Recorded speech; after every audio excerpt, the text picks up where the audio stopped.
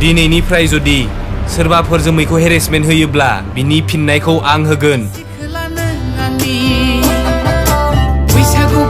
आलादा रायजोनि सिमांखौ मोगथाङाव जाफुंहोनांगौब्ला जों बयबो गिनाय, मेंग्लिनाय, बानाय बेफोरबादि गाज्रि आखुनिफ्राय गोजान जानांगोन।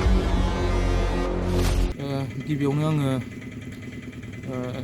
दिनैनि समाव नोंथांमोनखौ साबायखर बावग्रोयो।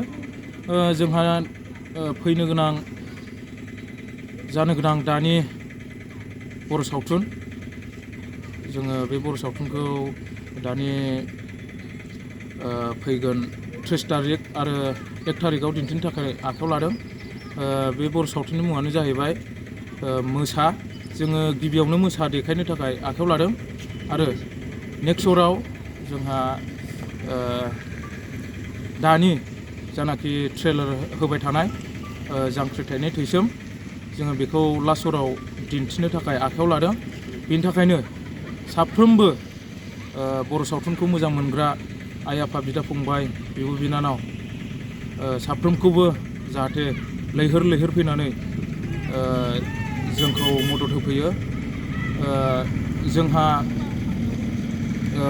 सान्थिपुर माइ बाजार, बे माइ बाजाराव दिन्थिनो आखायाव लादों। दिन्थिनो थाखाय जोङो टिकेटनि बेसेनखौ बारा खालामनाय जायाखै, मात्र सियाराव 100 थाखा आरो हायाव 80 थाखाल'।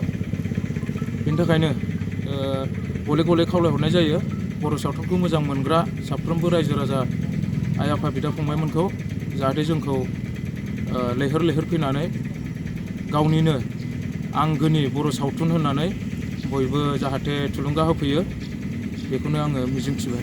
सावथुना माबायदि जागोन होननानै आसा फारिदों नोंथांमोना? सावथुनाथ' ट्रेलाराव होनाय बायदिबा एसे सुपारहिटआनो जागोन।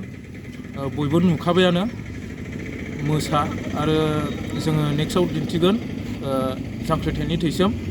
बे मोननैखौ जोङो थिग थियारि खालामनानै दोनखाबाय आरो। थारिखआ दानि फैगोन 30 तारिख आरो 1 तारिखआव। बुथारनानै जानाय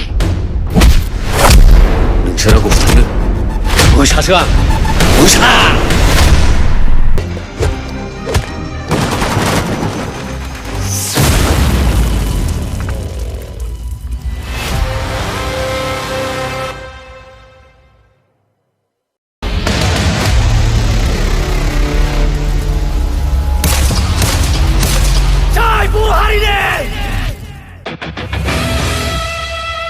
सेरफांगुरियाव बाजाज बाइक लानो गोसो गुदुं सुबुंफोरनि थाखाय गाहाम खौरां। क'क्राझार जिल्ला सेरफांगुरियाव थानाय फुंखा एन्टारप्राइज बाजाज शोरुमआ फैगौ 25 सेप्तेम्बरनिफ्राय 29 सेप्तेम्बरसिम मेगा लर्न काम एक्सचेन्ज मेला खुंफुंगोन।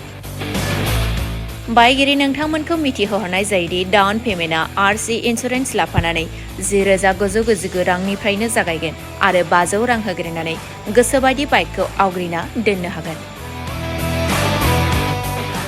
नोंथांमोनहा सेरफांगुरियाव थानाय फुंखा एन्टारप्राइज बाजाज शोरुमजों लोगोसे कुसुगाव फेस्टिभ आउटलेट आरो सराइबिल फेस्टिभ आउटलेट ब्रान्च शोरुमावबो खुंफुंजानाय मेगा लर्न काम एक्सचेन्ज मेलायाव फैनानै नोंथांनि लुबैनाय बाजाजनि बाइकखौ लांफैनो हागोन। बाजाजनि बाइक सालायनो मोजां मोनग्रा रायजो राजाफोरनो फुंखा एन्टारप्राइज बाजाज शोरुमआ लोगोसे मोजां अफारबो लाबोदों। बेफोरनो जाबाय 5 लिटार पेट्रल फ्रि, गंनै हेलमेट फ्रि, केस होनानै बायगिरिफोरनो 2,000 रां केसबेक हरफिननाय जागोन। आरो मेगा लर्न काम एक्सचेन्ज मेलायाव बाइक बायगिरिफोरनो 1 बोसोरनि थाखाय 12 खेब फ्रि वाशिं होनाय जागोन।